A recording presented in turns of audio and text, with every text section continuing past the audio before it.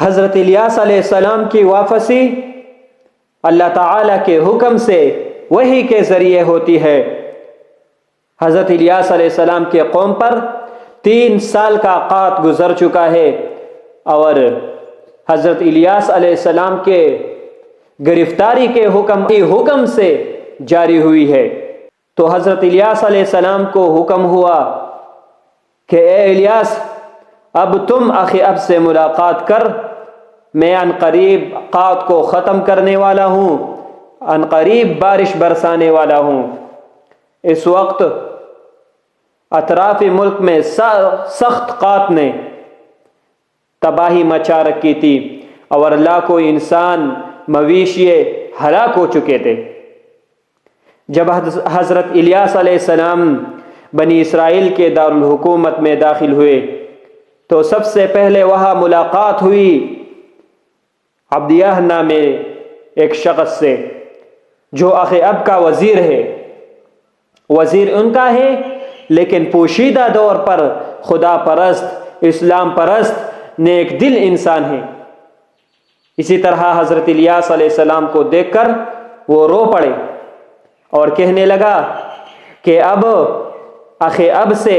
ملاقات کرنے کا خیال ترک کر دیجئے، چونکہ وہ آپ کی جان کا دشمن ہے اور جاسوس ملک بھر میں پھیلے ہوئے ہیں، ہر شہر میں، ہر گلی میں آپ کے تلاش میں پھیلے ہوئے ہیں۔ حضرت الیاس علیہ السلام نے عبدیہ کے اصرار کے باوجود اسے مجبور کیا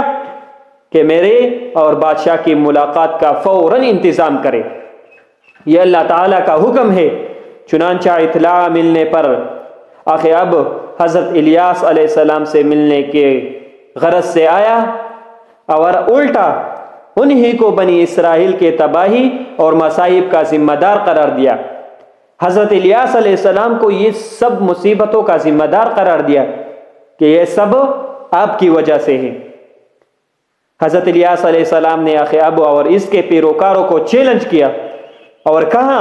کہ عذاب الہی کے ذمہ دار تم لوگ خود ہو، بت پرستی کو اپنا شاہکار بنا کر نافرمانی کرنے والے تم ہو۔ انہوں نے فرمایا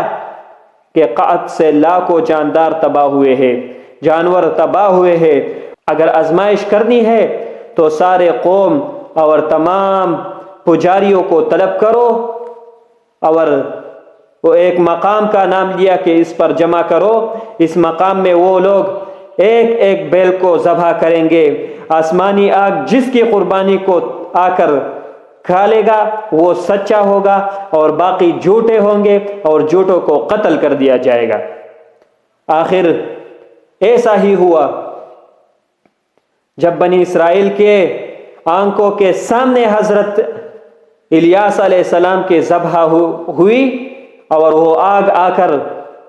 حضرت الیاس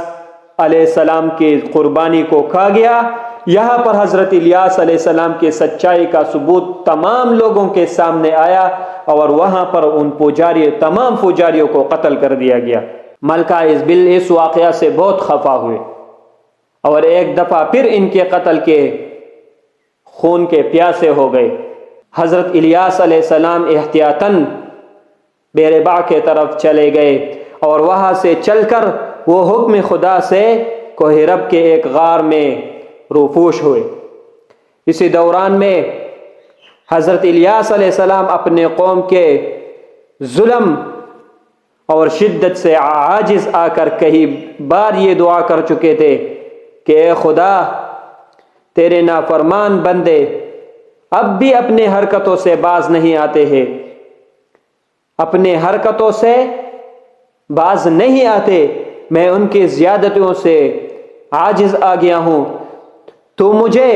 اپنے پاس بلا لے۔ آخر کوہ رب کے غار میں حضرت الیاس علیہ السلام کو حکم ملا